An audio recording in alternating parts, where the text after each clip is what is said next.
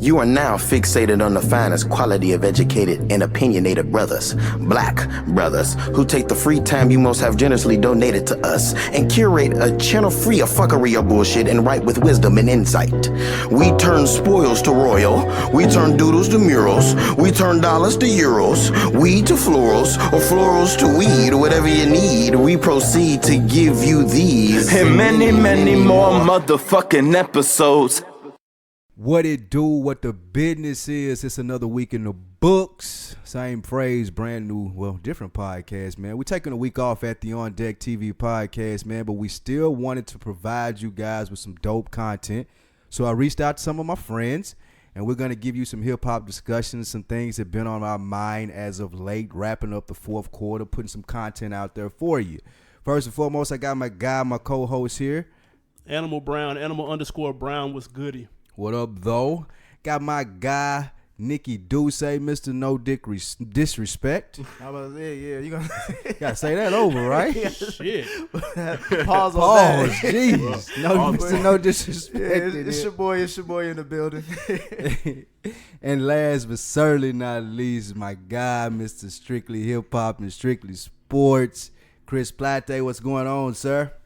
Spike, what's up, man? What's up? How y'all doing in Atlanta? How's my Pretty Atlanta good. people? Chilling, man. Pretty good, man. I'm glad all you guys were able to join me, man, so we can give them some extra content, some Thanksgiving, a little Thanksgiving feast from each one of our podcasts, man, and a pre-birthday podcast for me, man. Tomorrow is my birthday. Happy Appreciate 50th, y'all. bro.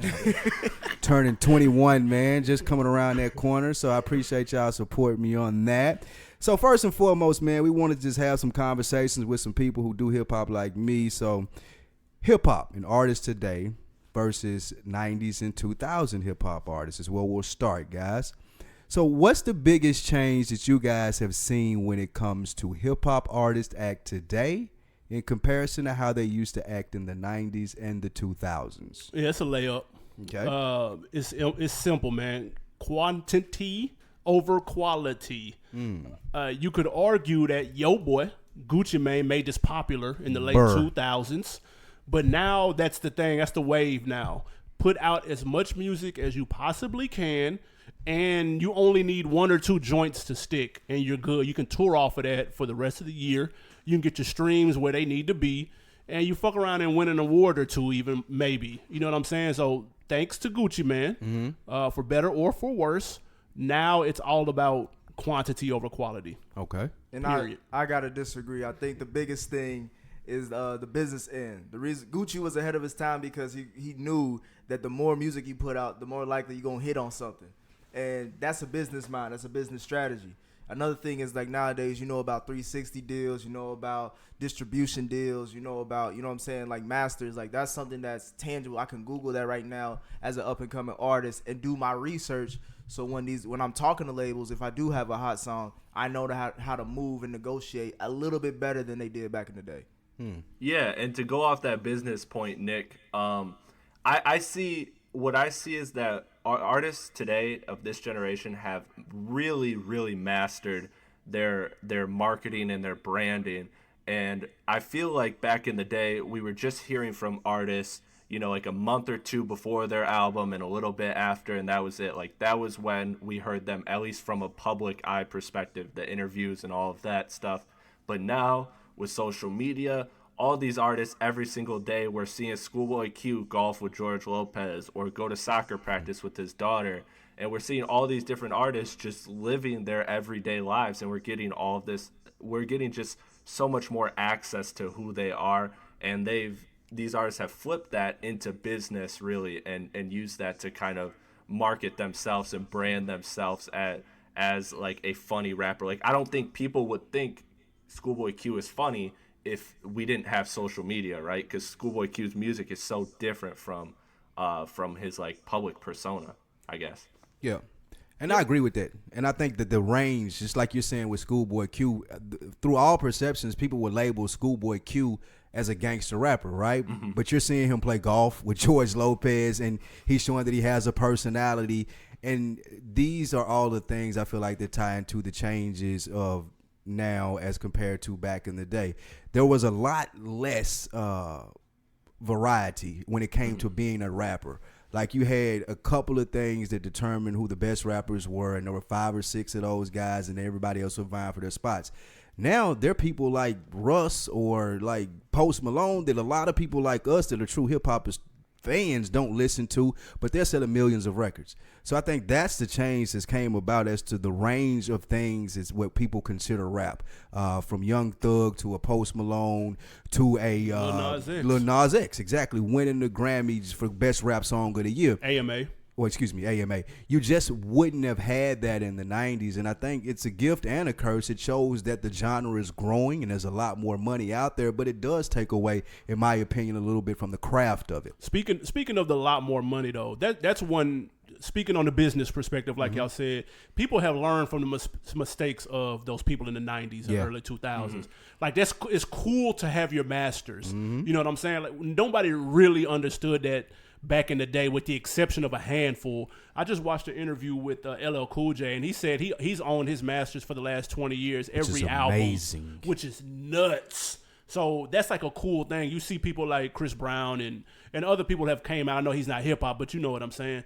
They have come out and been like, "Yo, I'm getting my masters. That's what I'm on." 21 Savage owns his. 2 Chainz. Like that's the cool thing to do. It's cool to be business minded and rap. That's a little bit different from before. Yeah, I was gonna say that's why LL Cool J NCIS. That's he ain't been rapping since, boys. They don't need that money. They don't need that. He could. He get a check every other 2 weeks, 1st and the 15th. Probably. But you can't just fit rap into a box anymore. And you know, some of the grumpy old crusty people will be like, man, it ain't. I'm about to say like y'all. In some points, yes. Because I'm saying that because y'all sound like how people talk about basketball. Like if you're gonna they change with the 3-pointers. If Chris is on this podcast, we gotta talk hoop talk. So it's like the 3-point game, the load management. They're like, back in my day, Jordan used to play 82. Like, nigga, yes, Jordan was alive and he was great, but he's gone now. He's been gone for a long time. We need to move on. That's true. But see, there was a thing in the air, like when it was known, like the rappers out there that you didn't want no smoke with, like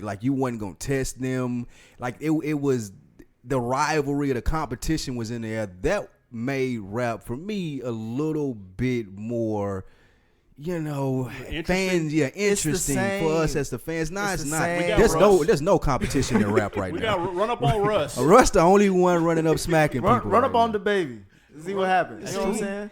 I mean, and we still got thugs. That's what I'm saying. Like you mentioned earlier, the genre has gotten bigger. The genre has exploded. It's international now. Not even just American hip hop. You got UK hip hop. Like the genre has gotten so big that we're getting a lot of new shit along with a lot of new styles and culture with that as well. Like hip hop is a culture at the end of the day. So as time moves on, the culture changes. The essence of it is still the same in my opinion, because there's always rap beefs. There's always going to be, you know, your gangsters. You're going to have your backpack rappers. You're going to have a little bit of everything. You're just not going to the extreme as far as like the Lil Uzi Verse, the Young Thugs, the Lil Nas X. Like that lane is opening up, and then you got, you know what I'm saying, you got the women in hip hop having a bigger lane than ever. So it's like things is getting bigger. That's a fact, and I don't think that's a bad thing. I think that you guys are speaking on a lot of there's positives and negatives, but overall, to me, as long as there's a balance, it's better. We have these artists like Schoolboy Q that we're seeing every day doing everyday things, but then we also have these big artists like Kendrick and J. Cole who have such a mystique around them. We don't really know what they do outside of making music and outside of album time. Like J. Cole's KOD was just like on Monday, boom, here's an album Friday. And we all had no idea it was really coming. You know, people thought that it might be coming, but nobody knew for sure that it was coming. So I think that as long as there's a balance there, that this is really going to benefit hip hop because it's going to give people a lot of different lanes. You know, another thing that they do that's cool now is they hide the features for the first listen for the weekend. Like that's a cool thing. So as long as hip hop continues to keep a balance to it, and it doesn't swing one way or the other, then I think we're in somewhat of a golden era. Yeah, I actually, you bring up a good point. There's things you can do with the technology to be like original that you didn't have access to do before. I remember What a Time to Be Alive came out, they live streamed it first on Apple Music. So it almost was like a throwback of people huddling around their Apple Music, listening for the first time to a project, to a pretty big project that was announced like 2 days prior. So you can get creative with the rollouts, whether it's no rollout at all and you just dropping out the blue on some J. Cole or Beyonce shit. Or if you do something like a live listening party where everybody in the world is huddled around their iPhone listening to your project for the first time. So you can kind of use technology to kind of like be a pro in your career if you know what you're doing with it. Yeah, I agree with that. I agree with 100%. Technology has brought it a long way, giving more people the exposure. Do y'all think that rap needs like that number one person though, the clear, defined number one spot? Because that's one of the biggest differences from then to now is you always had someone who would claim the crown or would say, I'm at the top of rap, and I don't think that you necessarily get someone who is able to do that. Everybody would shy away from that. I think it would be better if there was I don't think you necessarily need a clear number one. Like I think it's cool because we're having these discussions of for the last decade we've been talking Cole, Kendrick, Drake. How are you ranking those three, you know? But so it's cool, like that's creating more conversation than ever because everybody's wanted to tune in, and over the years it's changed. So that's cool, but I think what would make it better is if those three really embraced that competition, and they don't. And I don't want to say that they should because, you know, at the end of the day, who am I to say, hey, you should hate somebody because they're in your lane and they're just as successful as you. So I don't want to say that they should, but I feel like it would make hip hop better if we had that competition at the top. I agree. I think it would make it better. And I don't even think they necessarily got to hate them, just a healthy competition. Like when you see, we can bring hoops up again, when you see the people shaking hands and hugging before the game, like it just wasn't like that back in the day. Like Jordan ain't shaking nobody's hand before the tip off. Like the Pistons weren't shaking anybody's hands. And I just feel like now today, if I give you an example, compared to back in the day, if a rapper like DaBaby came out and was like, who head I got to take off to be number one, I feel like niggas would call him and be like, hey, bro, what's wrong, man? Like, why are you trying to like diss us, man? Like, let's talk about it. Yeah, let's talk about it. We all can be number one, man. It ain't about that. It's going back to your whole point about saying like Jordan and them, how they wouldn't get along. They didn't grow up in that culture where it's like AAU, where if I played with somebody for a while growing up, when I see them in the league, we homies. We homies to a certain extent. Yeah, there's still competition. Again, the core essence is going to be there. When if DaBaby wants the number one spot, since hip hop is so big, there's another lane for him. Like there's different, like it's a kingdom now. It's damn near like Game of Thrones, where everybody can be their own king in their own spot. That's a good point. Can be a main king like a Drake who dominates a decade, but at the same time, if Drake tries to, like going back to that What a Time to Be Alive, I actually think Future stood out more in that project than Drake because Drake went into Future's world. Yeah. Like it was more of a trap heavy type of album, which Future is the king of. You know what I'm saying? So it's like you can do different things. Again, the genre has gotten so big that at this point it's almost hard to really say this person overcomes or is an umbrella of everything. Yeah. Look how many collabs there are now.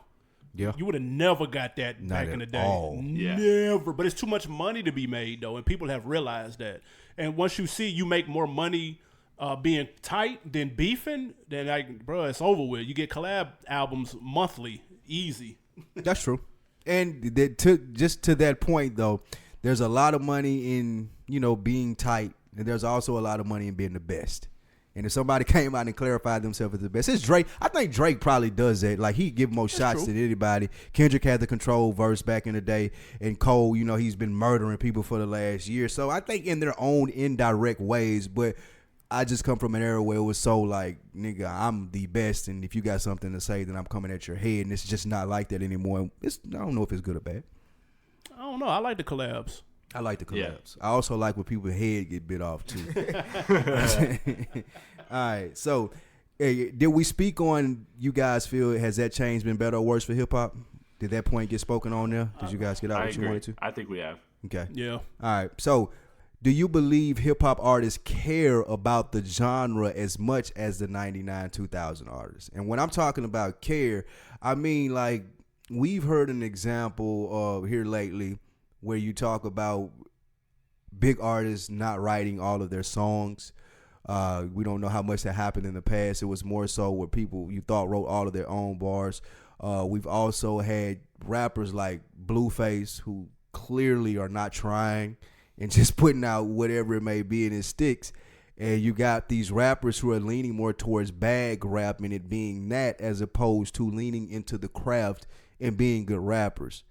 What do you guys think about that as opposed to how it was before? You could argue that change came in the late 90s, though, with Cash Money, with Master P. I remember Ninth Wonder had an interview. He said, dog, when we heard Master P say, make him say, it was like, oh, we can rap now. Anybody can rap now. You can pretty much say whatever you want to say, and you can make a hit out of it. And then you can argue Cash Money, like coming from the South, like that was big to us. The bling bling. But that was like Big Thomas Baby and them one note, they couldn't rap, not for real, not by the definition of what like the standard is on some J shit. And when you talk about cares, like I would say again, like yeah, we can name out some extreme versions of that. But I mean, would you say Lauryn Hill cares about hip hop? Would you say Andre 3000 cares about hip hop? Yes. Yeah, Cause absolutely. If they do, but at the same time, on a factual basis, some could question that based on their output of music. You know what I'm saying? Just that craft alone, though. I think that the quality, and I ain't gonna speak for Lauryn Hill because I'm not vouching for her, but for Andre, it's consistently been. I care about this because every time you hear me, I am going to absolutely obliterate anything that I'm on. And you can't even start to understand how much I care about this. I feel like that's how he approaches a record. But AB also talked about like when you get to a certain level and like, man, I don't even want to do the tour shit. I don't like that is a part of it too. Because if you wanted to make music in your basement, you could have been done that. My That's nigga. true. That ain't shit for real. It's all about if you call yourself a hip hop artist. I'm not disrespecting Andre 3000. I fuck with him too. But if we gonna keep it a buck, I could question how much he cares about the genre as well. No, I don't think he cares about the fame. I was going to say, aren't those two different things, though? Because I think that Andre would, every time, if you say, hey, I'm putting you 5 people in here and let's see who come out with the best verse, I think that Andre is going to shoot for the best verse every time, right? But I think if it were like, I'm going to put you guys in front of a packed house to perform your hits, he like, I'm not showing up, right? I think this is different. Him and Lauryn Hill are cool on the fame. Right. You can tell clearly. Yeah, well, they're over that. But part. at this point, fame, it is what it is. You know what I'm saying? Like I hate to be that cliche, but fame goes in the part of you being a bigger act. But people have to know you in order for you to be the biggest act. That's the question and the concern I feel like that most older heads have with hip hop now. Is it more about the fame? Because like you said, niggas, you're rapping because you want to do it. You're also rapping because you know what's going to come with it as far as fame. Do you get more little pumps than you get like reasons, or do you get like YBN Cordae? Yeah, YBN Cordae is perfect examples. Like you're getting more little pumps and more ski mask, slump face, God, whatever. You know what I'm saying? All the good rap names got taken up in the 90s and 2000s. So we doing the Wu-Tang generator for my generation and under. But that don't mean they ain't got to take it serious though. Like you just hear some of these guys like Blueface, and you're like, come on, bro. Like it ain't even a style at this point. It's just like you're not even trying. So that's why Spike, to take it a step further, I think it's an ugly truth that we as fans don't want to acknowledge, and I'm gonna blanket this statement by saying that it's a blanket statement, so it's not applying to everybody. But I think generally speaking, the ugly truth is that money's always been the motivation, no matter the era. Of course, each generation have the artists that care about their craft, and I think it's obvious to us, which are different, the people that listen to all aspects of hip hop. But the difference is the 90s believed that the money was in music. Today's artists know where the money actually is, and so I think that is dampening the general level of care for artists to put into their craft. Now, of course, we're always going to have the people that, again, actually are creatives, because at the end of the day, that's how humanity is. Like, there are people that are just born to want to be creative and do creative things. And as long as hip hop is one of the coolest creative things in the world, we're always going to get people that want to do that. So I don't think that's in danger by any means, but I think that generally speaking, that the motivation has always really been money. It's just today's artists know that the money is beyond music, and last generation thought that the money was in music. And so I think that's where the level of care kind of shifted. Who's an artist that you see that clearly doesn't give a shit about being nice? Blueface. That's too easy. That's not true though. Y'all think you think Blueface cares about being a good rapper? If you watched him on the Breakfast Club, he said, "Yo, I'm really one of the dopest people out. Like I'm nice. Listen to the shit I be saying." Gotcha. I see. I think he trolling. No, he was dead. He was dead serious. serious? Oh, Yeah. okay. His style is unorthodox, and so typically you would think of somebody that know what the fuck they're doing there at worst rapping on beat, right? But let him tell it. He was dead serious. Like, nah, like listen to what I be saying. Like he's trying, bro. That in itself is crazy.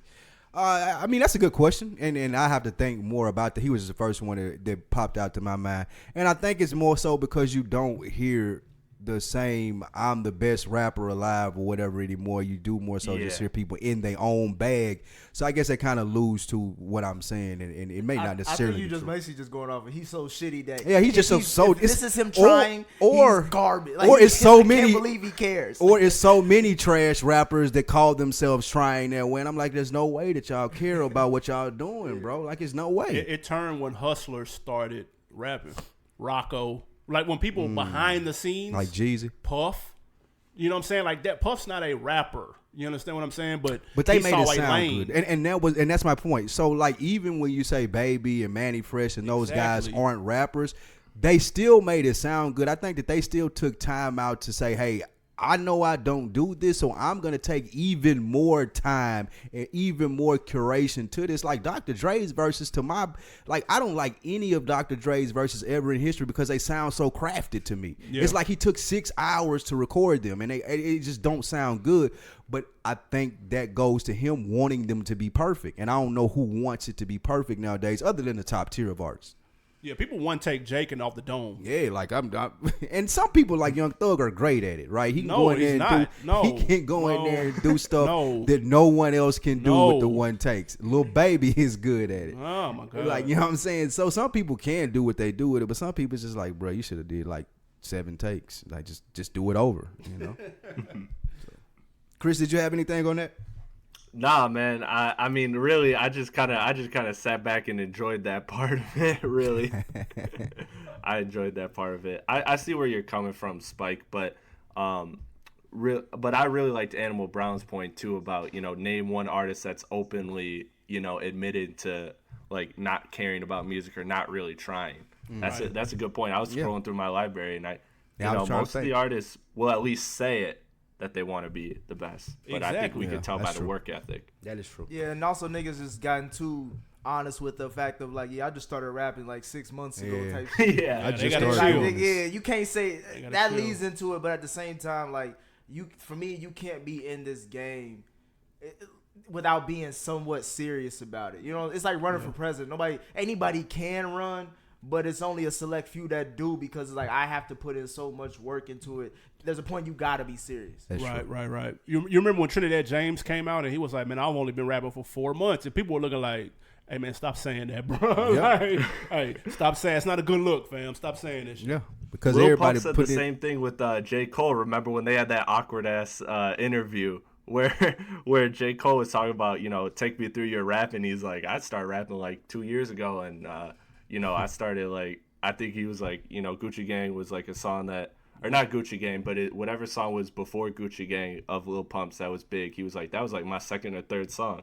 Yep. And J. Cole was like, really? It's like, bro, you don't say that. Don't say that, bro. You sound corny, man. That shit don't sound cool. Yeah, because it sounds like you just got lucky. Instead of putting a lot I of think work that's what they consider them bragging. Like, oh shit, I was so good at this that that's a throwaway. I just got on the mic and it was already hot. I think you get a lot of guys saying that. Okay, that's the answer to your question. I was just so swagged up, that I just started rapping. Like Lil Baby said that. And that doesn't mean, like you said, that they're not taking it serious. But to your credit, Nick, it kind of like, well, I was just went in there and, I swung for the fences and that was it. Like, you hear a lot more of those than you used to hear. It's like when you fuck for the first time, you go back to your homeboys. Yeah, I was tearing that motherfucker up, boy, first time in, boy. You know what I'm saying? Like, it's like, nigga, we know it's not true. Right, you know exactly. Like, had like 40% of that's true. Yeah, that's true. That's a fact. All right, so what about technology immersing itself more in the industry nowadays? Do you guys feel like artists are more focused on their business plans and the bag as opposed to the bars? We touched on it a little bit, but you want to touch on it anybody? I mean, yeah, just to double down on it, it's clear as day, and because there's so many streams of money nowadays, and you don't even have to be like we talked about the best rapper per se. You just need a fan base, and you don't even need a big fan base. You can just get a little niche fan base, and you could do shows in Iowa, and all 50 states, all 1 million cities, and then you can hop on a jet and go overseas. The internet has made the world smaller, so you can be popular as fuck and my girl not even have heard of you. You know what I'm saying? Like, or you not being a household name. It was almost like everybody that was popular back in the day was a household name. Yeah. Nowadays, man, bro, there's so many pockets of people doing big shit, and there's shows being packed, and they getting 30 bands a show, and I could ask an average person walking the street, like, bro, have you heard of Freddie Gibbs? They'd be like, who? Yeah, I don't know. You don't need a radio no more. You can ride by Masquerade in Atlanta and see a line wrapped around a building, and you see the name. You be like, "Who in the fuck is that?" Exactly. Yeah, hey, speak on it. Your boy Russ, bro. Like that dude. I didn't know who he was, but he was selling out staples, bro. Like it's just I mean, it really tells you that people can really just kind of carve out their own lane, and even somebody like me who tries to stay up on every trend, every artist is like, man, who's this 5'3" chick? Yep. Yeah. That's technology, dog. And I think there is one person who has tried to just keep it rap, and then just from being so good at that, and I think that's J. Cole. Like, he is good business-wise, don't get me wrong there, but I don't think that he goes out of his way to take a lot of business opportunities. I think that he just goes in the booth and raps, and they fall in his lap. Or at least that's how he makes it appears. And I'm sure that's about 40-50% true, because he makes it look that way, and that's part of his image, which is also packaged. But he at least makes it appear that those things don't mean a lot to him, and rapping does. That's more. I thought you was gonna say Kendrick. I always think him as that person, because he disappears for years at a time. Well, when Kendrick does come out, though, he does accompany himself with the Nikes and different things of that nature. J. Cole don't do none of that. I'm giving you bars. I'm giving you Dreamville compilations. I'm giving you features. Well, he has some valleys. Well, I think, but J. Cole has bigger responsibility than Kendrick. All Kendrick got to do, Kendrick is really the old school, like, I just want to work and present my work and I'm gone. Like, J. Cole is literally the head of a whole, label. So he got to worry about I understand why he take a couple years off, because he has to deal with, like, in between his albums, I got to make sure Ari Lennox, I got to make sure J.I.D., Boz, Kaz, you know what I'm saying, Omen, all that shit. I got to make sure they good and they solid, because my name is attached to them. I got to do a lot of business shit on the back end. So with him, there's a mix between craftsmanship and business, which, shout out to Dreamville. They just got nominated for Rap Album of the Year for a compilation track. You know what I'm saying? That's fire. So, like, yeah, that was dope. That's something that, like, Kendrick is like, nigga, you could drop music if you want to, because we know you got a bunch of stats. You just released the Untitled, a couple years ago. So I'm less likely to say that I would put the same pressure on Kendrick as I would Cole. I think I would, though, as far as pressure, because Kendrick is going exactly to what we said. He's not Kendrick Lamar has put out, arguably, if you talking about Good Kid, Mad City, To Pimp a Butterfly, and Damn, 3 of the most critically acclaimed debut, like, out the gay rap albums. So he could come out the next year and have everybody like, yo, Kendrick Lamar, but he decides to wait, I feel like, and curate carefully each album and come out when he feels like it, as opposed to doing it when the business is hot. Yeah, I think the big thing that hurt J. Cole, and he redeemed this now, to be clear, but, like, I think the big thing with J. Cole hurt was 2 years after Forest Hills Drive, then he dropped For Your Eyes Only, which was met with very mixed reviews, and so it was like, all right, bro, like, we waited 2 years and we got that, but then he came back with KOD, then he got on the feature wave, and, now he's really kind of, re-solidified his spot. So I think Kendrick, with him delivering those 3 albums in a row, Good Kids, Pimp Butterfly, and Damn, that are like spikes as some of the most critically acclaimed of this generation, like, I think he kind of had more of a luxury, or has more of a luxury, to kind of pick his spots, where I think J. Cole had a brief, like, 2-year period where everybody was kind of like, come on, Cole, like, after For Your Eyes Only dropped and everybody realized it wasn't really it, everybody was kind of just like, all right, Cole, like, come on, we gotta hear something from you. Yeah. And he came through. I feel And like he did. He definitely He came did. through with it. All right, so there's that. Let's move on to the second topic of 3 we have for you guys in this special holiday pack. The good shit, basically. Yeah. New discoveries. We want to know how people find new music, right? So we'll start the discussion here and we'll extend the invitation on the social media platforms. But I'll throw the question to you guys first. How do you personally discover new music / artists today? It's still blog sites for me, believe it or not. Yeah. Really? Yeah, I go to blog sites every hour, just reading up on what's happening, listening, checking out new music. It used to be, I say about 7 years ago, I'd hop on Spinrilla or that Piff, and kind of listen to random people at the top that had high ratings. You know what I'm saying? And I would check their shit out. That's how I found Dave East. But I did too. Shout out that Piff. yeah, like that's when I was heavy on it. But that's when again mixtapes were mixtapes, and now people put barcodes on everything, so everything hits Apple and Tidal and shit. But that's mainly how I would do it. I say about 5 or 6 years ago, and then more recently, I'm still on blog sites. I'm still on Smash. I'm still on Hip Hop DX, XXL. They highlight people every once in a while. I check out those who they are, things like that. Man, that's how I've come up on new people, and of course referrals as well. What about the younger generation? Same way. What you mean? I'm talking you talking about about Nick me? and Chris. I ain't talking about your old age. That was cute. You got me. I don't. When it comes to discovering music, really, I know AB, you be shitting on Isaiah Rashad, but I fuck with him. He had this line where he was like, "I hate advice, pretty much." Like We can tell. I really listen Hey, to chill advice, on Isaiah. but That's my boy. I say that because when it comes to how I discover music, I really have to discover it based off of what I'm listening to and what mood I'm in. Like I see a lot of artists at the time, but hold on, let me put that on pause for a minute. Let me see if they're gonna last longer than this hot song before I really listen into them. So sometimes I catch certain things, but it's usually like off of a feature. I usually catch new music off feature. So if I remember before I got into being a fan of Vince Staples, I heard him on that Common track Kingdom, and that made me want to go back into his catalog. So usually when I hear a feature artist that I haven't heard before, then I'll be like, hold on, who is this artist? Let me check out their catalog. That's a good one. Yeah, features are great. That's what I use sometimes too. Chris, what you got? Yeah, I mean, I think it's really a combination of things. So the features is a big one for me. Like Dave East, how I found him was through a feature. Like I was just like, oh damn, this dude sounds really dope. Let me check him out. And it was like 2 weeks before Kyrie Chanel dropped, and then bam, next thing you know, I'm like one of the biggest Dave East fans in the world. So there's like ways like that. Features are very strong for me. I feel you, Nick, because I'm kind of the same way with some people. Like when I hear them, I'm like, all right, let me kind of wait and put this on simmer. Like I did that with Uzi when I first heard Uzi come out. I was like, all right, man. I was listening to Royce the 5'9" heavy at the time, so I was like, this is a whole new world to me. Let me just chill and see if this has any like staying power. And then I went back, a little bit later, and I was like, damn, yeah, Lil Uzi's sweet. And next thing you know, I'm loving Love Is Rage 2 when that comes out, and I'm like heavily waiting for it before it drops. So I think it's really like a combination of ways. It's features, it's hearing people's names, it's really just like word of mouth or like a podcast. Like if I listen to you guys, like any of you guys, Spike and AB, like I especially like when I hear you guys talk about hip hop, and if you guys really talk somebody up, I'm like, you know what?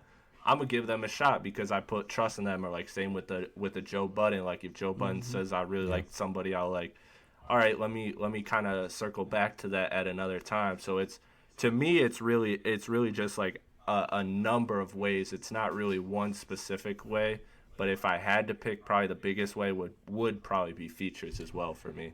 I think that I've completely moved over to brand new school as far as streaming platforms. So whatever's on Tidal as far as suggested new tracks for me or suggested new albums, those I check for.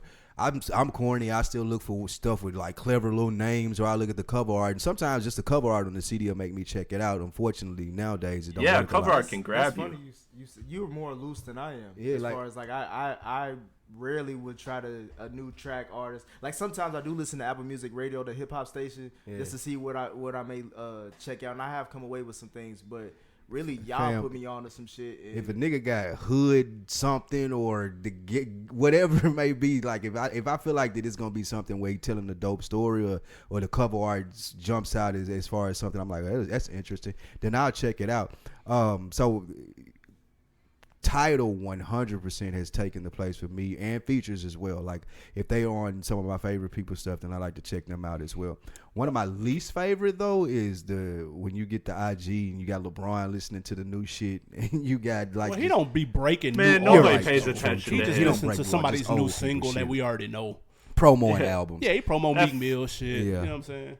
That fake hip hop historian. Man, get outta here. That's hilarious. If I was LeBron, Can I I'd do the ask a same shit. I question? ain't gonna lie. Yeah, I mean, I got a question. So I think when it comes to, we talk about all these different ways, but Nick and I really spoke on it, and I think you guys spoke on it too a little bit. Was the what was the need for, or I guess the hesitation to jump in to finding a new artist? Like if you hear them, you kind of wait and then give them a chance.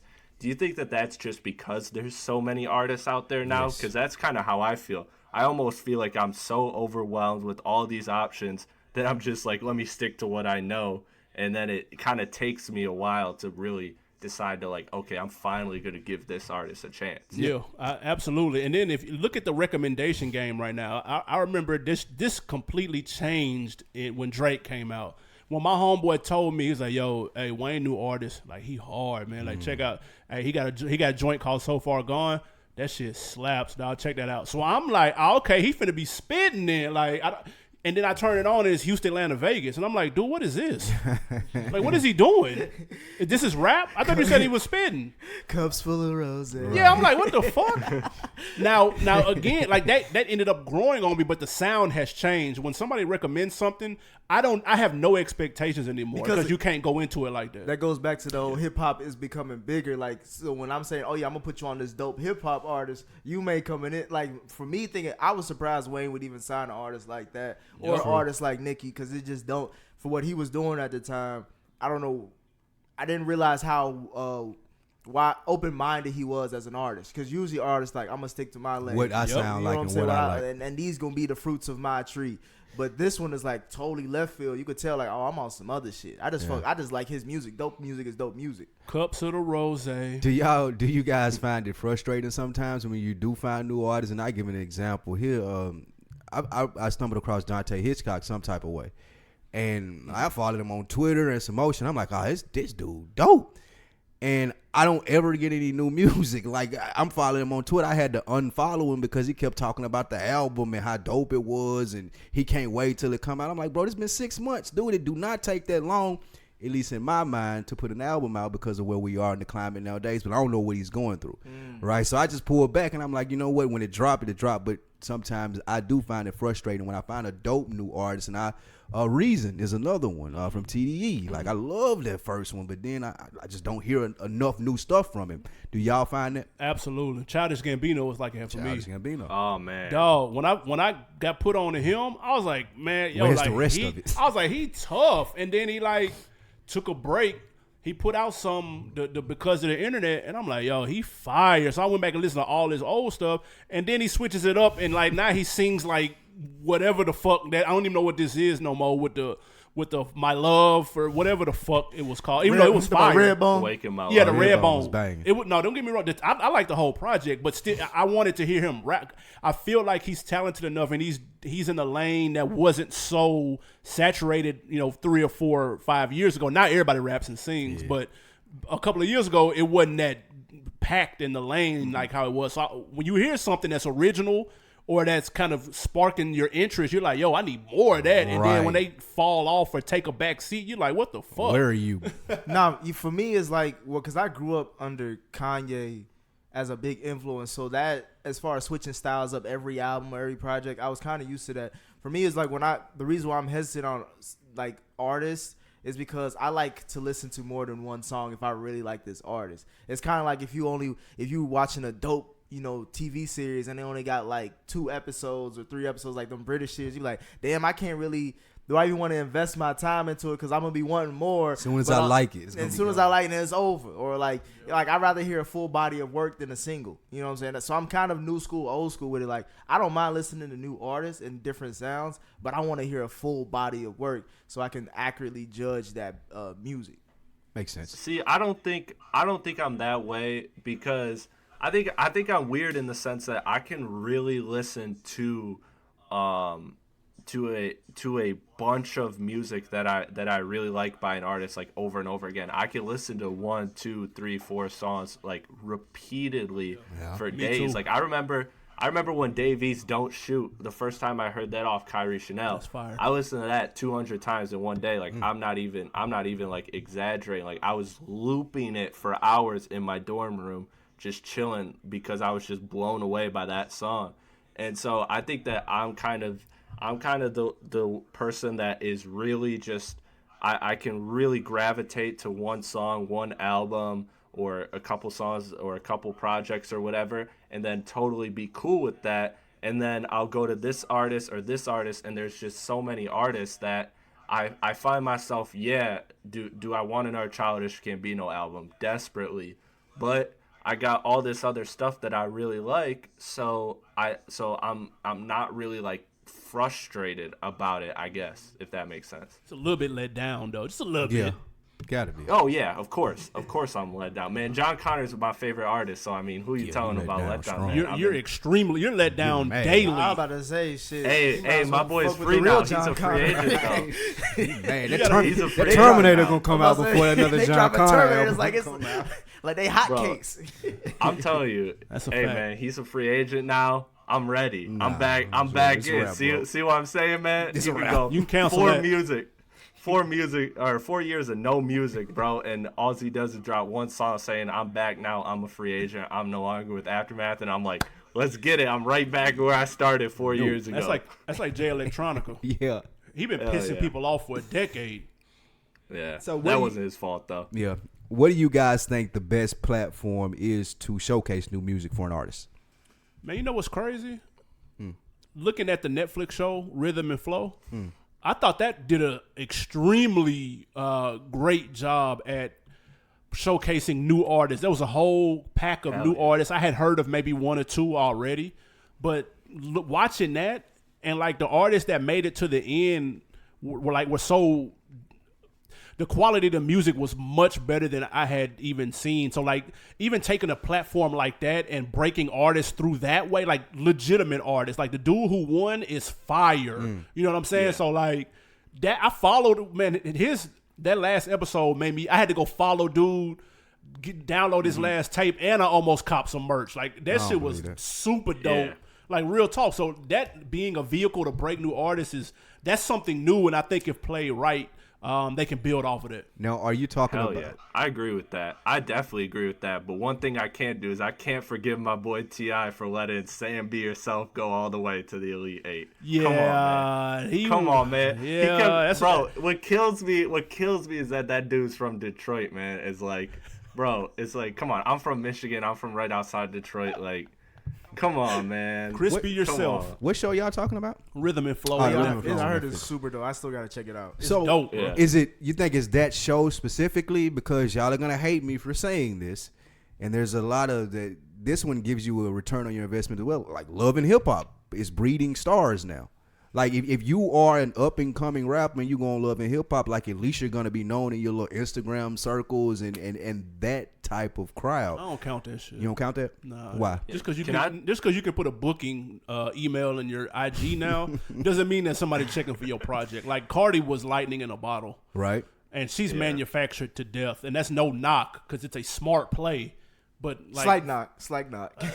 a very small knock because I actually fuck with Cardi. I like Cardi B though, but she's herself. But musically, as an artist, she's very well packaged. She's packaged together, Yes. which most artists are. You know what I'm saying? So that's why I ain't gonna knock Y'all it ain't too giving no much. credence to Love and Hip Hop? Nah. Who young- else? That's it. Who else on there? I mean, Safari.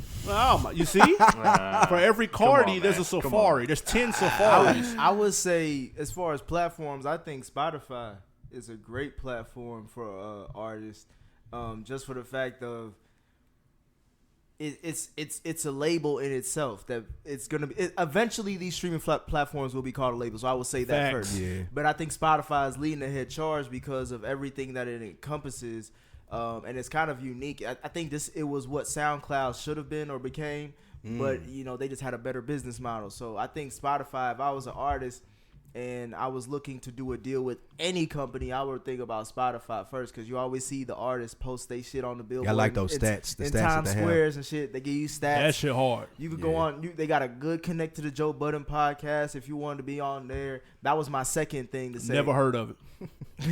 That was my second thing to say. Podcasts are good platforms to get your music out there as well. As far as if you definitely do the podcast, run like how they used to do radio runs.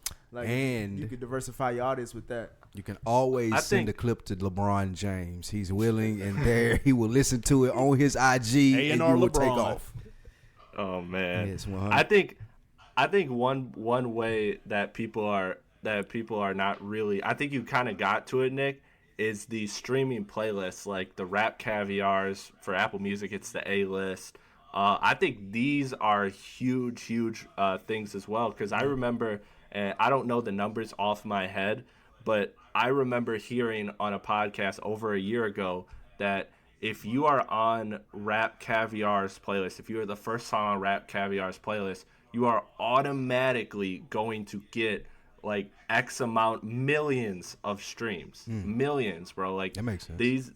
Those A-list playlists, the biggest ones that each platform has. I don't remember what it's called for title, but all of those playlists, like those ones are huge money makers. So I think that's a huge way to really get on as well, if you can make it onto any of those playlists, especially the premium ones. And also, I think we talked about it with the Netflix show too. Like that's an amazing platform. But even just the performances, like on late night TV or award shows, like even the performance aspect, like that's another good way to really showcase your talent. Because I think at the end of the day, people aren't streaming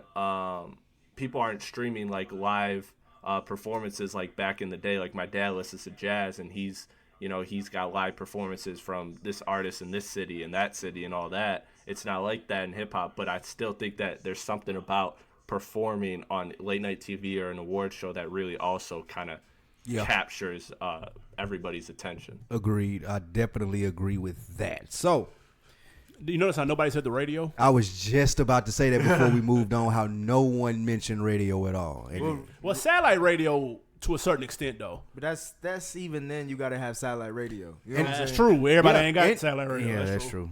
I was gonna say I think radio is more of an after. Radio is like, oh, you already made it. You know what I'm saying? Oh, you popping? Let us Yeah. play it. Yeah. Well, not in Atlanta, though. Atlanta's Okay. one of the cities where they will play somebody. I heard Bankroll Fresh for the first time on the radio, But and I was Atlanta- like, You got to think it was 4 years ago, though. Do No, they but- still do that? but okay, that's fair. Well, I was To gonna me? say that's different though, because Atlanta's in is like there's certain things that only pop off in certain Atlanta got their some little- areas of the country. True. So it's not, when I say radio, I'm thinking of like mainstream, popular, Like like iHeart. One like Yeah. Breakfast Club and all this shit. yeah, exactly. Like if I'm Yeah. on the radio, you can hear me anywhere, not just like, oh yeah, this is I'm on a college station and I'm playing my homies beats and shit like that. Like nah. All right. True.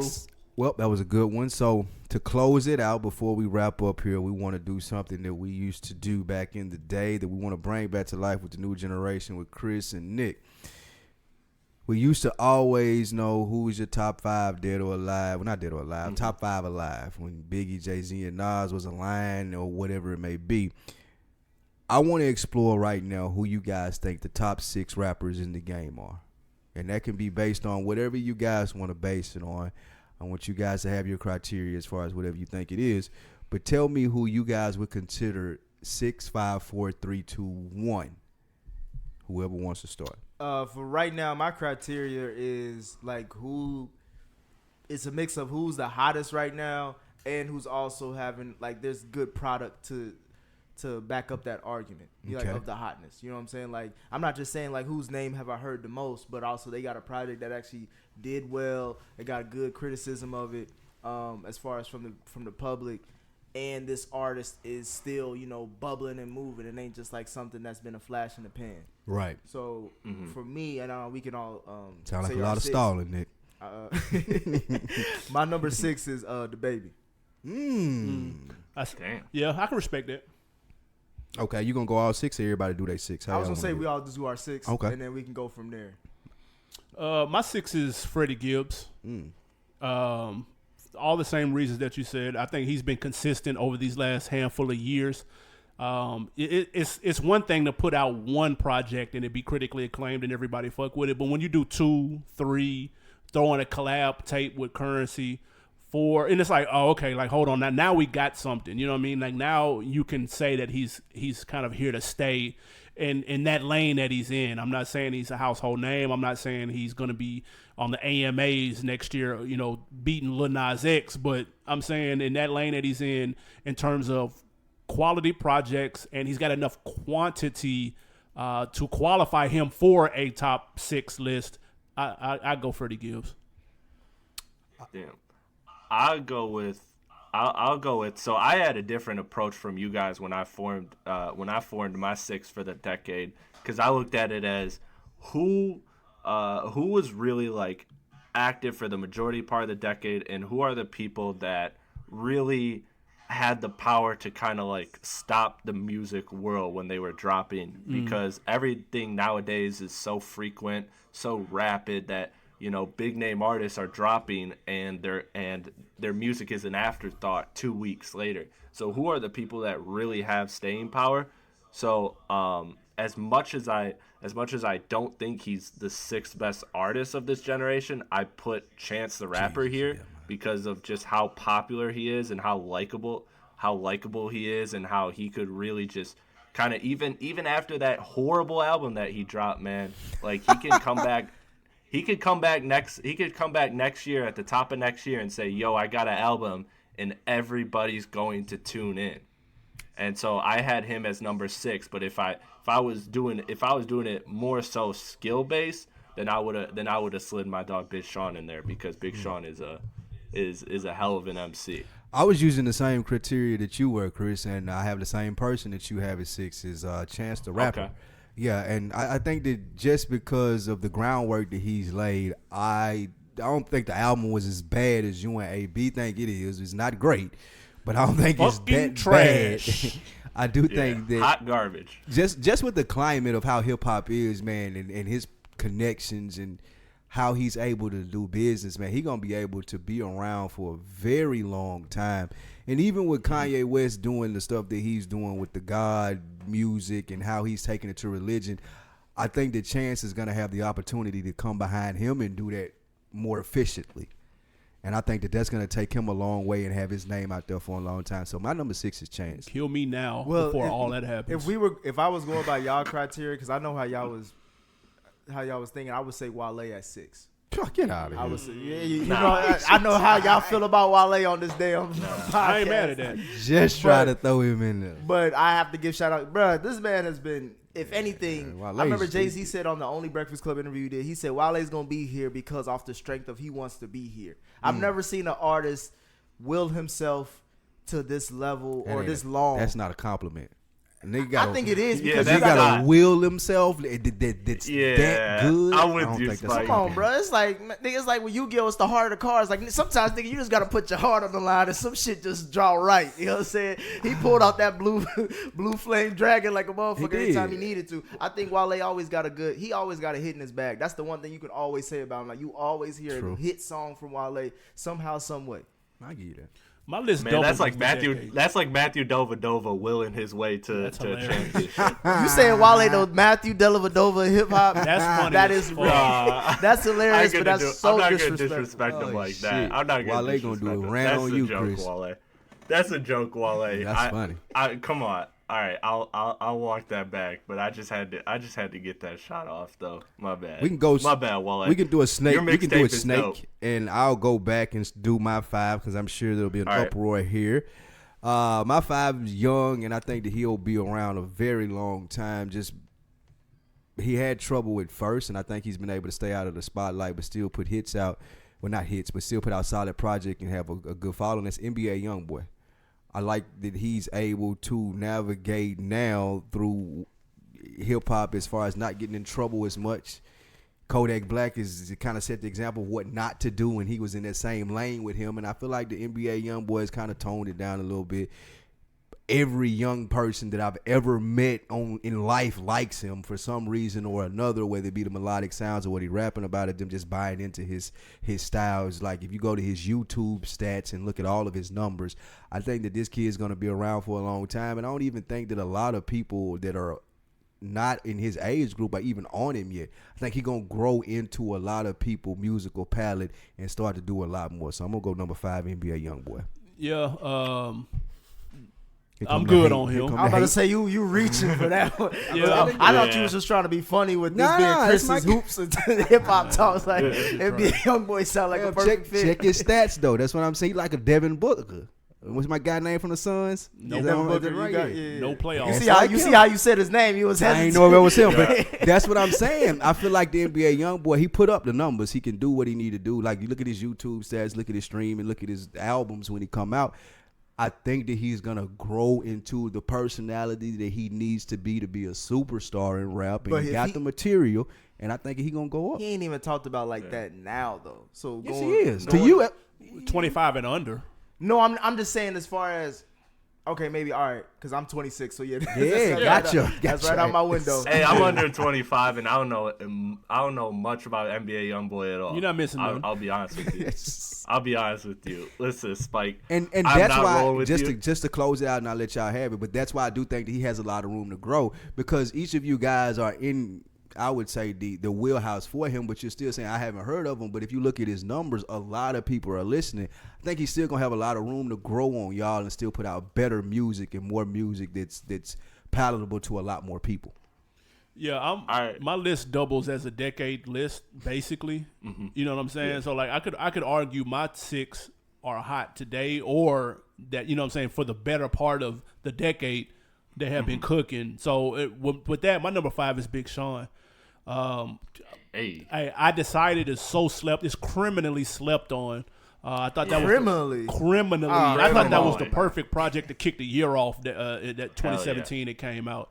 That was the year Trump got elected, and he was like, man, look, man, I decided to get my shit together. Like, I feel like that was the perfect motivational album to get your shit together. I felt like he just decided to drop something. That was it. Nah, that shit fire, bro.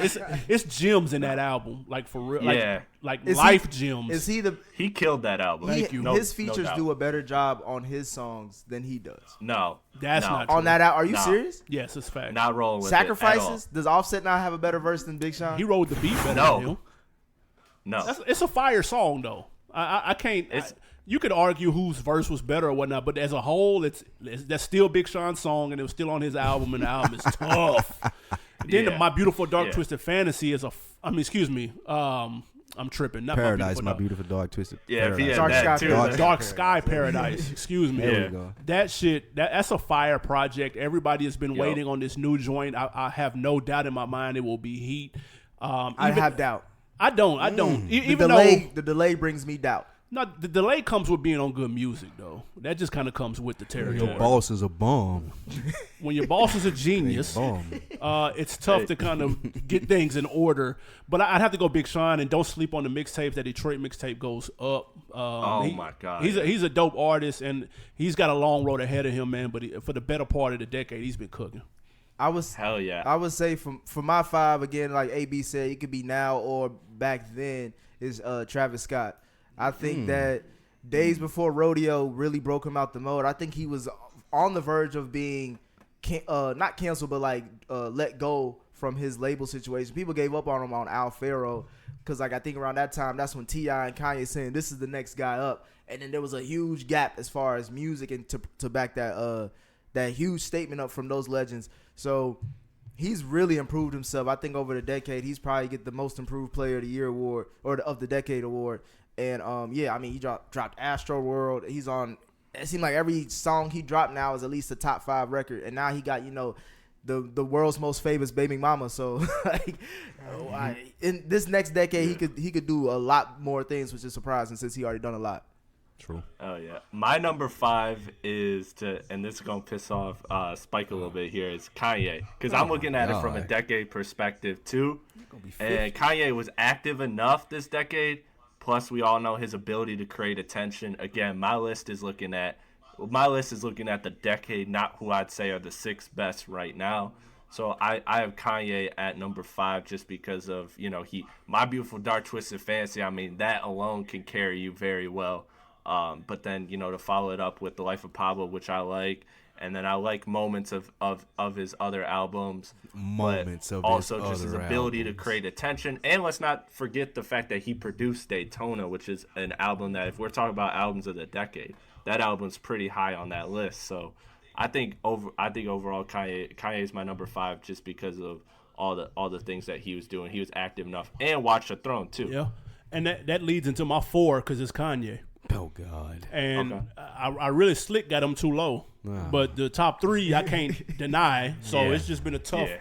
The top 3 is set in stone in my opinion. Almost made it through without any Kanye. Nah, that wasn't gonna happen. When you're talking this decade, Watch the Throne kicked off the collab projects. That showed people that it could be a thing and it could be a good product. It could be a dope.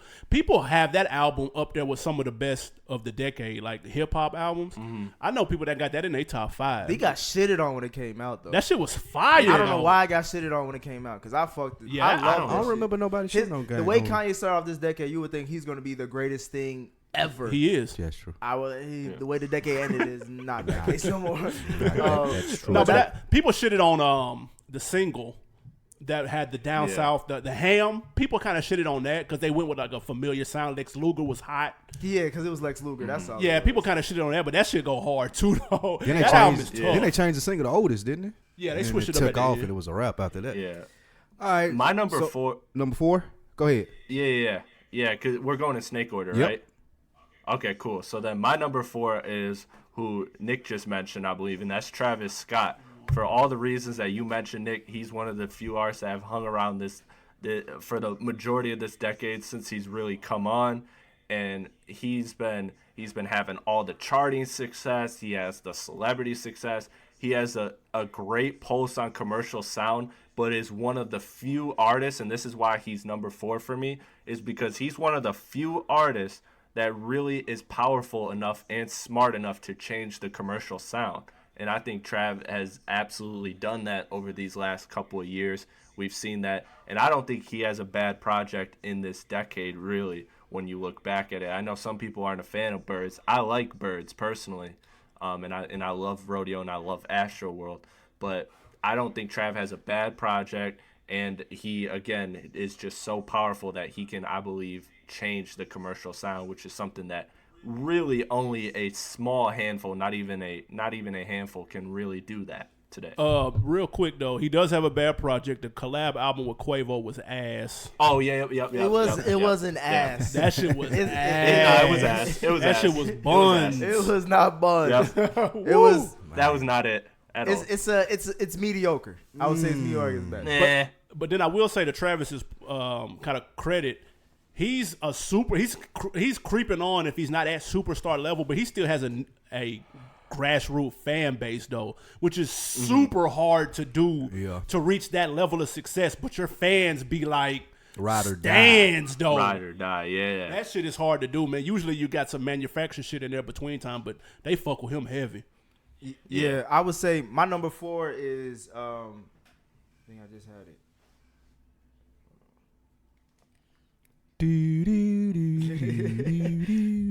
My number 4, I would have to say, is Young Thug. I think Young Thug is criminally underrated. Oh my. I think he is one of the pioneers for lay it on thick Atlanta hip hop when it comes to moving it forward and pushing the needle. And his album that he just released, as far as was it so much fun? Yeah, I think that's his Dirty Sprite 2. Whoa, and that would catapult him to the same career path as Future did. I was just about to say the fact that you have him on this list and not Future, because I know he's not in that top 3. Well, I'm saying as far as this decade, I think I would say Young Thug impressed me more than Future. Really? Because I think even though I was impressed by Future, I just think that. I don't know. There's a lot more yet to be seen from Thug, so I'm more anticipating on what's coming up next than with Future. Like Future's already plateaued. Like Future can't get no bigger, no better. That's true. Thug can for as long as Thug's been out, to have an album like So Much Fun, that says something to me. That means like, bro, he's been holding back a lot, or like we haven't. He's getting better. Yeah, it's like I think he's getting better. Exactly, we haven't seen the fullest extent of his. He's like a Goku type of nigga. Like he keep going up levels when you think this is the highest Super Saiyans could get. That reference went completely over my head. He talking about anime. Yeah, Dragon Ball Z. Y'all don't watch that Dragon Ball Z? Absolutely not. Okay. Nah. I forgot I'm in the old man room. Exactly. Nah. I'm young and I missed it. I'll be real. I caught it just because I know I'd seen this to Twitter though. What we on? Is it my go? Yeah. All right, so Yes. y'all mentioned him before, so it won't take a lot of reiterating here. But I'm gonna go with Big Sean. I think Big Sean is one of the better rappers of this decade, and I'm still just referencing back to the beginning of my podcast when you're talking about competition and the competitive aspect of it.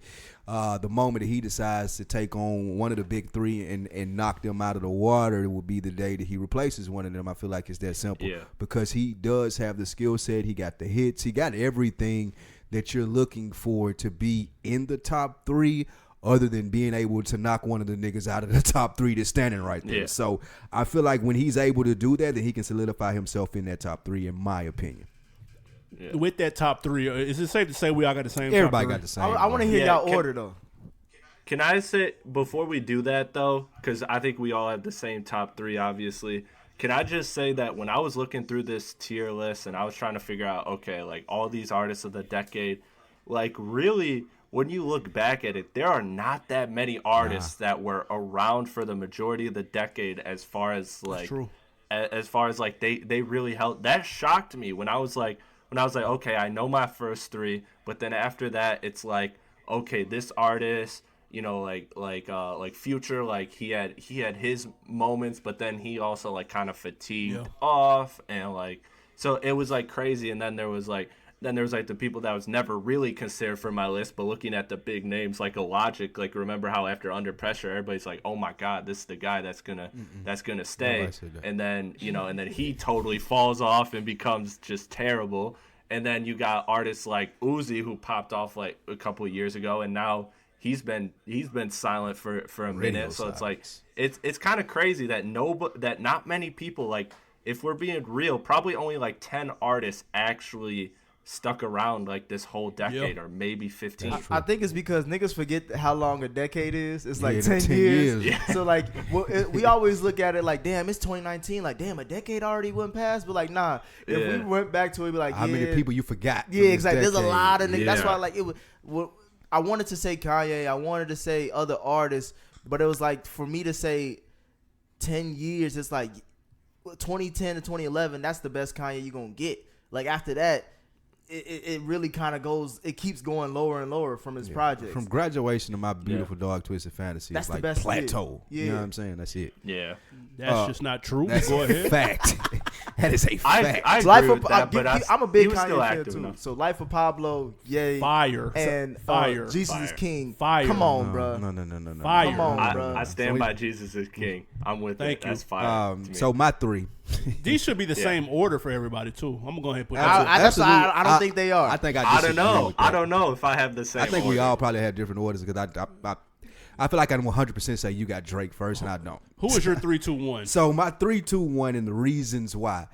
3 is cold because I feel like that he closed the gap between Kendrick and Drake this year with the features and showing what he can do from a lyrical standpoint. Though it was never in question, the consistency of it and to do it on a high level for a sustained period of time, I feel like put him at 3.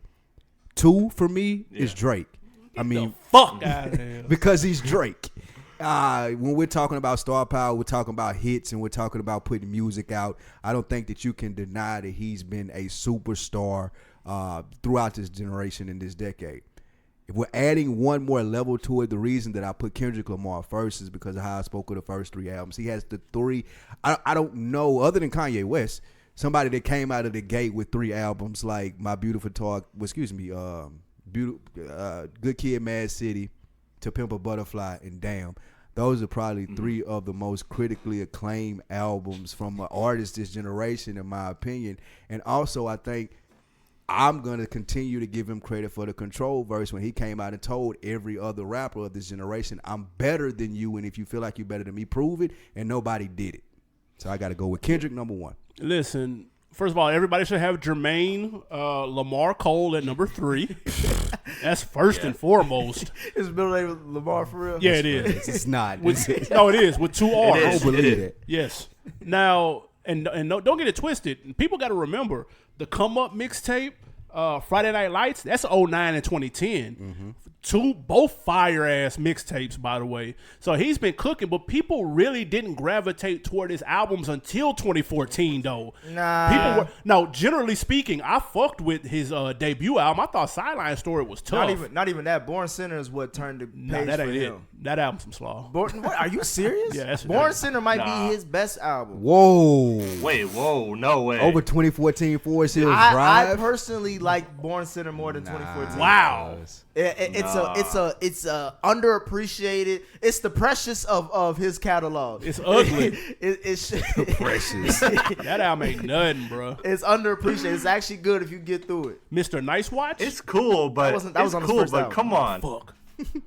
Now, Yeah, if you he was in an identity. He was having an identity crisis. that's at when he that found time. himself as Born Sinner. That's what I'm saying. After that came out, but it's not trash. I'm gassing it when I say it's trash. But it's his weakest project next to the Folding Clothes joint. Oh my God. But I will For say Your Eyes this. Only was trash. Yeah, that ain't nothing. And then number 2 is obviously Kendrick Lamar. The only blemish on his record, I like how people skip Untitled Unmastered. That's That ain't very a real- cute. That's not a real CD. Yeah, of course it's not because it was trash. It wasn't trash. Come on. No, it wasn't trash because Kendrick can't make trash, Right. except for when he made To Pimp a Butterfly. Nah. That Oh album, my goodness. Oh my god. bro.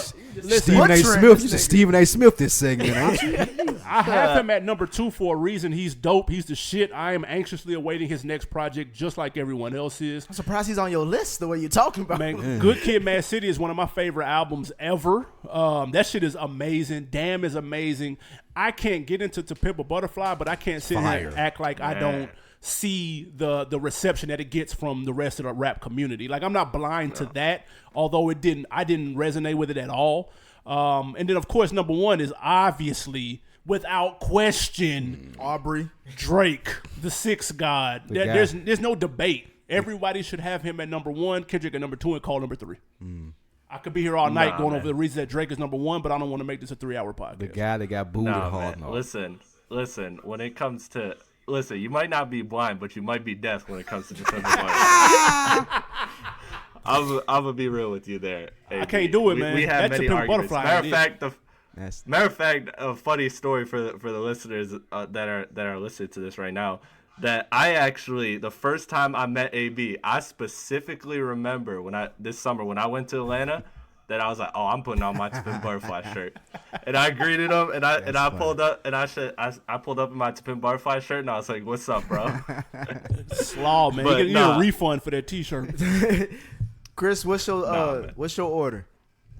Okay, so my order is what I think everybody except AB has, and that is Cole number 3, because he's the combination, he's the happy medium of Drake and Kendrick, but he doesn't do either as well as the other. That's a good right? point. Like he doesn't make the radio hits the way Drake makes them, or the commercially viable music the way Drake makes it, but he doesn't make like the pure artistry music to the way Kendrick does. So he's just kind of caught in the middle, and that's not a knock to him. Like Spike said, I believe he absolutely closed that gap. For me, before it was a big gap between Cole, Drake, and Kendrick, but Cole really did close that with his amazing feature run. KOD was a good album. His performance on Dreamville, all that helped close it. But again, if we're looking at the totality of the decade, he had 2 years off after Forest Hills Drive, and then dropped For Your Eyes Only, which I don't think is a bad album. But again, it's like if we're ranking everybody's albums between these 3 artists, that's not in the top 5 probably. Yeah. So again, it's somewhere that it's an album that is not really, and then it takes another 2 years for KOD, and in between that, he's not really doing features. So that's why I have him 3. Drake number 2 because of his undeniable success. Drake is an absolute monster. I have my flaws with Drake, as many people do. You know, the fact that I don't get as much out of his music as I would like. I don't get as much substance. I don't get as much staying power with his music. Speak on it, Chris. I think he's I think he's an artist. You're preaching now. What's that? Okay, good. So my thing with Drake is like I looked at it and I'm like, dude, if I average it out, no joke, I sat there and I averaged it out in the summer. I said, all right, how many songs do I return to off this album, this album, this album? And I went through all his albums of this entire decade, and I averaged it out to I'm returning to about 22% of every Drake album, versus as opposed to 40 and 50% of Cole and Kendrick and other artists that I really like. So that to me is a big thing. Like if Drake cut all his records down to his 12 best, man, I think it'd be a totally different discussion for me when it comes to Drake. Because that's why Kendrick is my number one, is because I think as an artist, the most important thing you can do, or the most difficult thing I should say to do, is to craft a masterful full-length album. And that is what I think Kendrick does. Like, if I'm being totally honest with you, if I'm ranking of this decade, so far gone is excluded in this conversation, if I'm ranking this decade from 2010 to now, Kendrick has the top 3 albums for me. Kendrick, and then Drake's there at 4, and then J. Cole has 5 with Forest Hills Drive, and then after that, probably like Kendrick it's either like Section 80 or maybe Nothing Was the Same. And then you know, those Drake albums like fall towards the bottom for me, because again, it's like More Life and stuff is like, okay, I don't even return to anything off More Life except for Passion Fruit. Like I don't really rock with a lot of his his albums just don't have staying power to me. So that's why Drake is number 2. I understand why anybody would put him 1, but for me, it comes down to man, like crafting an album is the most difficult thing in my opinion, and Kendrick has the 3 best of these artists. So how can you really put anyone above Kendrick in my opinion? Real quick though, before you go to your top 3, Nick, does Kendrick have a cheat code because he has the least amount of projects between these 3 in this decade? What do you mean? Like, yeah, it's less. It's easy to say he has better albums because he just got 3. Exactly. But those 3 are like potent. No, count Section 80. Okay. That's 4. Yeah, so I think that's a fair point, Spike. But not Spike, AB. But my counter to that is that's how Kendrick's choosing to move. Drake is Drake. He can do whatever the hell he wants when he wants. That's his fault for not proving he wants to, or for deciding to drop an album every year. Like J. Cole, again, it's the same thing. 2014 Forest Hills Drive, people argue it's better than Good Kid, Mad City. Why? Because there's no features.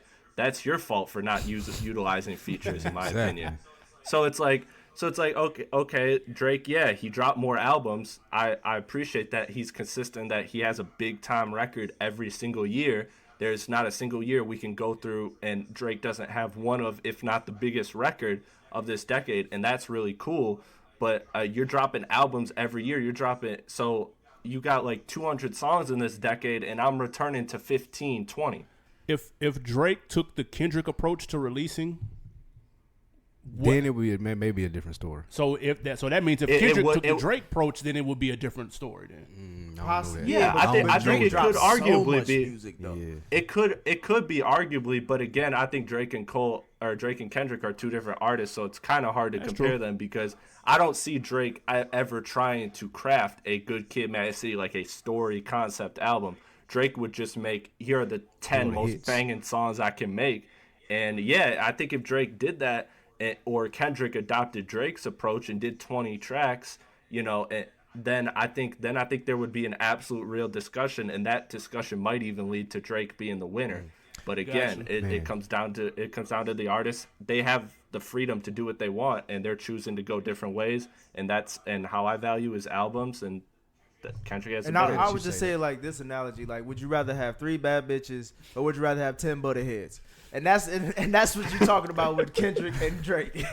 But look, yeah, now that y'all say that, boy, a concept album from Drake would be fucking fire, though. Yeah. Like It'll be a short. with It'll be a 40 short What if story it- though. Yeah, like a short story. It'll be on some Love story. the book may do it. Sister Soldier type shit. What's the name of it? What's the name of that book, man? Y'all know what I'm talking about? Midnight. Yeah, what's the No, fucking we name don't of it? read Zane. Oh, Coldest Winter Ever. That's what it'll be. That'll be some Drake type shit. Coldest Winter Ever. Y'all never read that? No, Nah. fuck no. Not by Zane. I knew it was gonna be on some black woman's books though, What like the they did fuck? back in the day. Sister Soldier. Y'all need to read that. That's a I was gonna pass. say it was gonna be That's like fire. a boy meets girl, boy what- falls that's in what- love, that's boy what it- loses girl. That's what it is.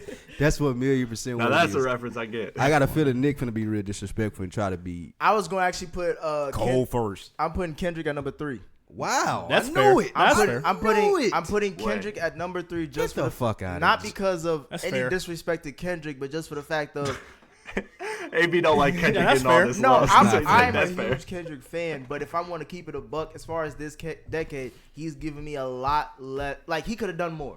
3 He projects in got the 10 best. years. He got the 2 best Fire. albums of the decade. What more do you want? What more do you want from me? Kanye has the 2 best albums of this decade as well, but you No. ain't saying that anything. about Last it. decade, Thank maybe. you. What do you Last mean? decade. He got Watch the Throne. He got Beautiful Dark Twisted Fantasy. Those are the 2 best albums. No. Arguably, if you want to put a top No, 10 they're of this not. decade, those 2 albums are got to be in there. Have to Good be. Kid, Mad City is the best album of this decade. That's arguable. That's you know that's debatable though. That's very That's arguable. debatable. Yeah. Everybody knows. I'm just saying 3 albums, and granted, those are fire. They had to be fire if you only releasing 3, in my opinion. And that just shows They the were. artistry that he is. He's that confident They in are. himself to say that I can wait, or y'all can wait for my music because it's gonna be fire, and y'all know it is, and my Right. track record proves it. So that's why I put him at number 3, because the other 2 are label heads. If we want to, we forget about Drake, but Cole is, as I mentioned earlier, is an obvious label head. So I put Drake at number 2. I knew you. I think knew you I was think gonna for do as that. much as I fuck with Drake and as much of a fucking phenom he has been, I think honestly, like to Chris's point, if you go back and be like, damn, bro, what was the last Drake album that I really would fuck with? You will be talking Scorpion. You'll be talking about the most recent one. You will never go back. One side. You're only talking about today. You ain't talking about yesterday. His catalog does not last that long. It will remind you of how you felt when you was drinking and driving, but after that, you move on to like what was popping right now. What is my girl gonna shake her ass to right now? And number 1 obviously is J. Cole. I think J. Cole this decade. I know I talked about Travis Scott being the most improved artist, but I think J. Cole could arguably be the most valuable artist, hip hop artist of this decade because of his growth and everything that he's done. He's the Kawhi Leonard of this decade. He's the Tim Duncan of hip hop. He is somebody that you will not recognize that much, but you know what he's like. You've seen the production. You've The seen big fundamental. the fundamental. You know what he brings to the table. Or you know you can count on him to make a good album, a good rap song, a good feature. I haven't heard a bad Cole feature in a long time. I know we talked about For Your Eyes Only, but out of 5 albums, if you only got one that's really trash and the rest are actually pretty good to great, that says something about you as well. I think and his last point, and his label as far as artists, that's I was just gonna say. I'd have never seen him do something like that. I think that's his biggest. Yeah. If he had a claim to number 1, it would be Dreamville. It would be Boz, Yeah. JID, that Dreamville record, and just what he did for those guys this year, as far as sharing his star power with them. Before we get out of here, man, I really got appreciate it. I got one honorable mention I want to throw in there is Reason. I expect big things from this guy this decade. You're talking about the next decade. You're Yeah, not the talking next, about- not previously. I'm just saying, Okay. coming up, honorable So mention this is of what I want. This is your first round pick for the this- next decade. Exactly. That's what I was Nah, thinking too before we get out of there. the I rock- want Reason. nah. I ain't saying he's gonna be big as Drake or anything like okay. that, but I want that to be the next star from TDE. Nah, his team too. He on a loaded team. He can't shine like that. He on Kentucky. He behind Isaiah Rashad. Oh, my fucking god! Possible. Hey, No way in that hell. there Rashad Slander stops quit today. hating on my boy Nah, Isaiah. and the reason I say Say Yeah, Reason, it stops today. I like Reason when I listen to a couple of interviews. I heard him on Joe. He's one of those guys that I always, when I critique and say people don't take this serious, I heard the hunger and him talking about how he just wanted to be one of the best rappers, and his approach to what he does and how he does it. So I look forward to big things coming from him in 2019. You guys got any honorable mentions before we get out? I would just say this. I want Holly Berry. That don't mean I'm going to get her. You know what I'm saying? That's true. It's time to That's a update fair that. It's time point. to update that saying. I ain't gonna lie to you. You need Rihanna right there. Yeah, you got to ask somebody else right there. Hey, shit. But we get it, though. Holly Berry's still fine. Holly Berry, the top 10 of this decade. This is true. I would say my first round pick. I said it. He's in my top 6 of the decade. I'm going with Young Thug. I think again, as far as going on, me harping on how good So Much Fun is, I highly anticipate him taking over this next decade. I was gonna say Travis Scott, but I do feel like he is closer to his ceiling than Thug. But I think there's still great things for him to do. So No, my first round pick is Travis Scott. Y'all tripping. Scott. Yeah, he listen. Is he 30? No. Okay. Astro World, that's his best project. Like, he's in his prime right now. You know what I'm saying? Travis Scott is more Kanye. Like, he took what Kanye did great and just made it this era, as far as putting artists and producers together in one room and making a great body of work. I can't say that you listen to a Travis Scott album and say, "Damn, Travis snapped." It's more like, "Damn, Travis made a good song." It's a Drake's on vibe. it. It's a full production. Yeah. No doubt. Yeah, absolutely. Chris, who yours? My number one pick, and I would go with, if I had to choose, it would be Travis. But I think my honest answer is that I don't think we've seen that artist yet. I think I really think, because I've been thinking about this for the last 2 years of, like, man, I'm looking at all these artists. It's like Big Sean, he's already been out so long. You know, Travis is really the only one that's been out this long that I could see actually going to another level. I don't see the Young Thug, the way you look at Young Thug and Travis Scott, Nick, I'm actually reversed on. I think Young Thug is near his ceiling and could hit that future fatigue soon. And Travis Scott is the one with the sky is the limit type potential. And if I had to say, though, I think it's somebody that we haven't seen yet that's going to take the industry by storm, just because I think that if you look at every decade of hip hop, there's always going to be the pop star, and there's always going to be the rap star, like the rapper that people love. That's just like true hip hop. And so that's why, if I said that there's anybody else that has a chance, and it'd be less than 5%, it would be JID. Because if Kendrick and Cole go away, like people are starting to think about, people are thinking that, okay, like Cole and Kendrick are the type, there's theorizing that they could retire soon.